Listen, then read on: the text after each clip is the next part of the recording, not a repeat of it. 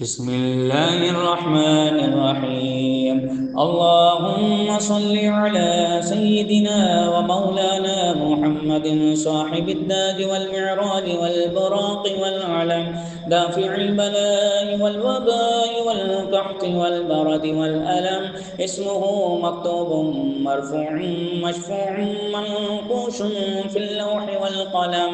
سيد العرب والعجم، جسمه مقدس معطر مطهر منور في البيت والحرم.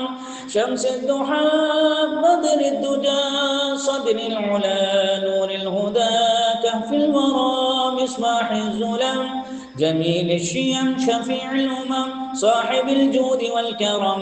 والله عاصمه وجبريل خادمه والبراق مركبه والمعراج سفره وسدرة المنتهى مقامه وقاب قوسين مطلوبه والمطلوب مقصوده والمقصود موجوده. سيد المرسلين خاتم النبيين شفيع المذنبين أنيس الغريبين رحمة للعالمين راحة العاشقين مراد المشتاقين شمس العارفين سراج السالكين مصباح المقربين محب الفقراء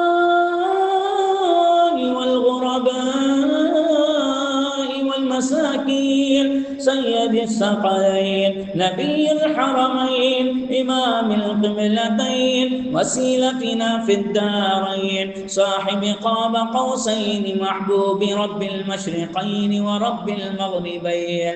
جد الحسن والحسين جد الحسن والحسين جد الحسن والحسين مولانا ومولى الثقلين أبي القاسم محمد بن عبد الله نور من نور الله.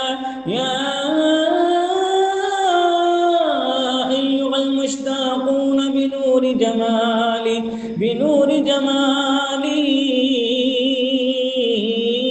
صلوا عليه وآله وأصحابه وسلموا تسليما.